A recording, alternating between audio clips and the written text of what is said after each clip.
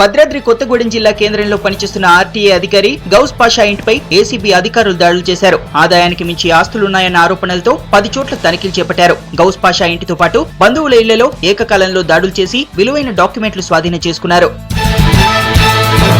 ప్రాజెక్టుల నిర్మాణంలో భూములు కోల్పోయిన రైతులకు వెంటనే పరిహారం చెల్లించాలని డిమాండ్ చేస్తూ నిర్మల్ కలెక్టరేట్ ముందు బీజేపీ నేతలు ధర్నా చేశారు. నష్టపరిహారం చెల్లించాలని, తర్వాతే భూములు తీసుకోవాలని జిల్లా జాయింట్ కలెక్టర్ కు వినతిపత్రం సమర్పించారు. ఎస్సీ వర్గీకరణను వ్యతిరేకిస్తూ ఖమ్మంలో ర్యాలీ నిర్వహించారు మాలల ఐక్య వేదిక నేతలు. ధర్నా చౌక్ నుంచి అంబేద్కర్ విగ్రహం వరకు ర్యాలీ తీశారు. ఎస్సీలను వర్గీకరించి మాలలను అణగార్చేందుకు కేంద్రం కుట్ర చేస్తోందని ఆరోపించారు. ఎస్సీ వర్గీకరణను విరమించుకోకుంటే ఆందోళనను ఉధృతం చేస్తామని హెచ్చరించారు నేతలు.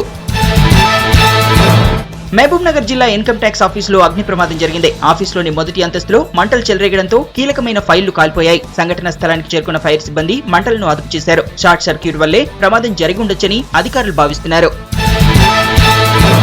జోగులాంబ గద్వాల జిల్లా కేంద్రంలో డిఆర్డీఏ ఏర్పాటు చేసిన మెగా జాబ్ మేళాకు మంచి స్పందన వచ్చింది. నిరుద్యోగ యువతీ యువకులు జాబ్ మేళాకు భారీగా తరలివచ్చారు. 20 కంపెనీల ప్రతినిధులు మేళాలో పాల్గొన్నారు. జాబ్ మేళాలో సెలెక్ట్ అయిన అభ్యర్థులకు 3 నెలల పాటు ట్రైనింగ్ ఇచ్చి పోస్టింగ్ ఇస్తామన్నారు కంపెనీల ప్రతినిధులు.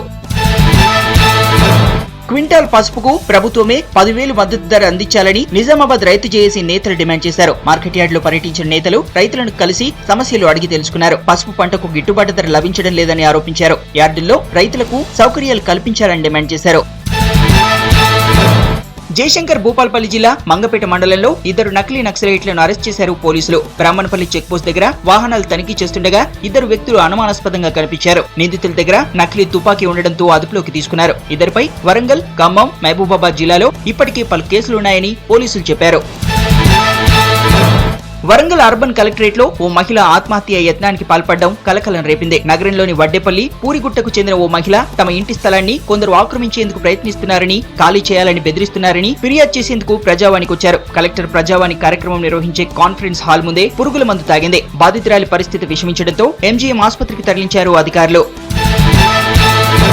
సేంద్రియ వ్యవసాయాన్ని పరిశీలించేందుకు వరంగల్ అర్బన్ జిల్లాలో పర్యటించారు హాంకాంగ్ ప్రతినిధులు. ఐనవోలు మండలం పెరుమండ్లగూడెంలో పర్యటించి సేంద్రియ వ్యవసాయం చేస్తున్న తీరును అడిగి తెలుసుకున్నారు. పెరుమండ్లగూడెంకు వచ్చిన హాంకాంగ్ ప్రతినిధులకు గ్రామ ప్రజలు బతుకమ్మలతో ఘన స్వాగతం పలికారు. పూలమాలలతో సత్కరించి ఎడ్ల బండ్లపై ఊరేగించారు.